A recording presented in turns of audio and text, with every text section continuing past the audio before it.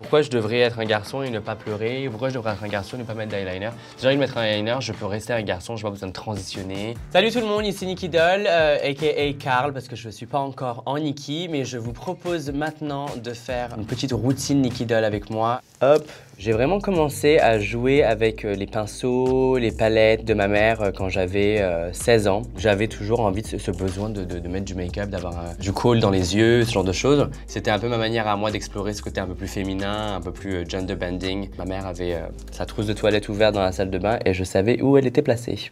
Je trouvais que mettre une chemise, un jean et avoir une coupe courte, c'était tellement boring. J'avais ce besoin de dépasser un peu les limites, de provoquer un petit peu, sans pour autant faire parler de moi. C'était principalement une quête personnelle et je me suis jamais maquillée pour déranger les autres. Je me maquillais pour me plaire à moi, tout simplement. Quand j'ai dit à ma mère que j'arrêtais mes études de communication pour devenir maquilleur, elle était inquiète parce qu'elle savait pas exactement ce que j'allais faire de ma vie. Déjà en France, on confond maquilleur et esthéticien et du coup, j'ai dû éduquer en fait mon entourage sur l'étendue des opportunités que le maquillage offrait et surtout que c'est un art sublime et qui est là depuis la nuit des temps. Et donc du coup pour la Gay Pride, j'ai décidé de me déguiser en femme. Elle s'appelait Megan, elle s'appelait même pas Nicky Doll parce que je voulais ressembler à Megan Fox. Alors je te préviens, elle ressemblait plus à Faf Larage que Megan Fox à ce moment-là. Et en fait c'est comme ça que je me suis rendu compte que déjà il y avait un truc à explorer. J'ai vu le regard des gens changer, les gens qui me rencontraient ce soir-là étaient vraiment intrigués. Et j'ai continué en fait à explorer le make-up et quand je me suis senti vraiment beaucoup plus à l'aise, j'ai recommencé avec un nouveau personnage et Nicky Doll est né. En fait, c'est un peu cette tenue de super-héros que tu mets et qui te permet de braver les clubs, les nouvelles connaissances et de jamais avoir ni honte ni peur. Quand je suis en drague, je suis tout sauf timide, je suis tout sauf silencieux, je suis même peut-être un peu trop bruyant des fois. Ne m'offrez pas des shots de tequila, je vous jure que vous allez le regretter. Quand j'ai commencé à faire du drag, je me suis dit, attends, j'ai déjà dit à ma mère que j'étais gay. C'est vraiment un coming out une deuxième fois. Hein. Et ce que j'ai apprécié en fait quand ma mère l'a vu, c'est qu'elle m'a dit bon déjà, ne mets pas de cheveux foncés parce que j'ai l'impression de me voir, ce qui est un compliment entre guillemets.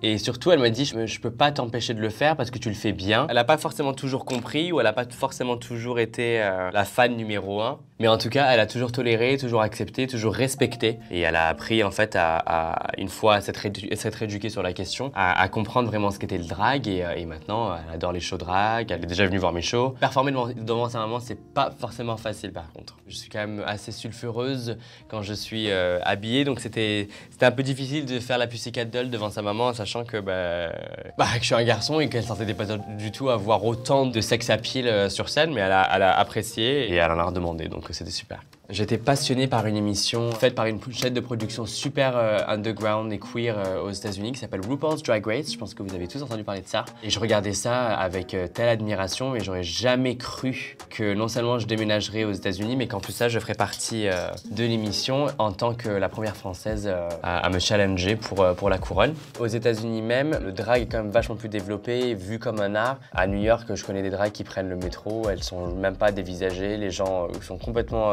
habitué à voir ça, en sachant que RuPaul's Drag Race passe à 20 h un vendredi soir dans tous les foyers des États-Unis. Je suis sûr qu'il y a quand même énormément plus d'habitués au drag qu'en France, qui reste quand même un art assez obscur.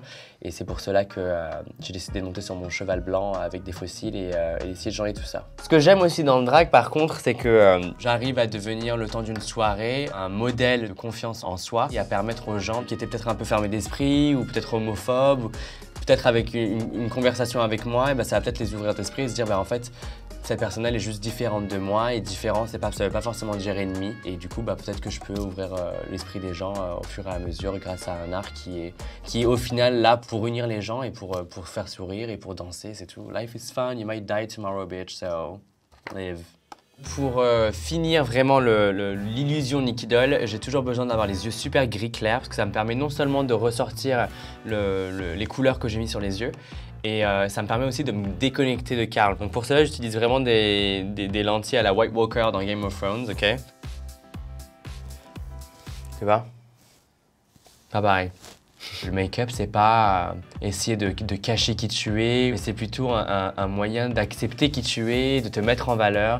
Et il devrait y avoir aucune honte à vouloir explorer tous ces codes que la société nous impose. Pourquoi je devrais être un garçon et ne pas pleurer? Pourquoi je devrais être un garçon et ne pas mettre d'eyeliner? Si j'ai envie de mettre un eyeliner, je peux rester un garçon, j'ai pas besoin de transitionner, j'ai pas besoin d'être une femme. Et si une femme n'a pas envie d'être en make-up, c'est pas un homme. Si j'ai un conseil à donner à l'un d'entre vous qui me regarde me maquiller et qui se dit « moi aussi j'aimerais bien faire ça », n'aie pas peur, lance-toi, achète produit après produit, même si ça prend 4 mois à avoir ton kit entier. Regarde le plus de vidéos que tu peux. Moi je crois que j'en avais 5 que je pouvais regarder qui étaient liées au drag. Maintenant tu en as des centaines de milliers. Elles sont pas toutes bonnes, mais il y en a plein. Ne te mets pas la pression, ne te compare pas à des drags qui sont connus. Le drag c'est pas juste RuPaul Drag Race, le drag c'est le drag. Il n'y a pas de règles et t'as pas besoin de devoir suivre certains codes ou arriver à certains niveaux pour être considéré comme une drag. Si tu as un message que tu veux faire passer, si tu as des types de performances que tu veux faire, bosse sur ton projet et go, we need you. Je pense que le make-up, ça m'a vraiment aidé en fait à réaliser qu'il y avait une plus grosse conversation à entamer. Et je suis ravi qu'en 2021, maintenant, même en France, on entame cette conversation, que les gens qui sont contre le veuillent ou pas. On est là and we're not going anywhere. And speaking about not going anywhere, she just arrived.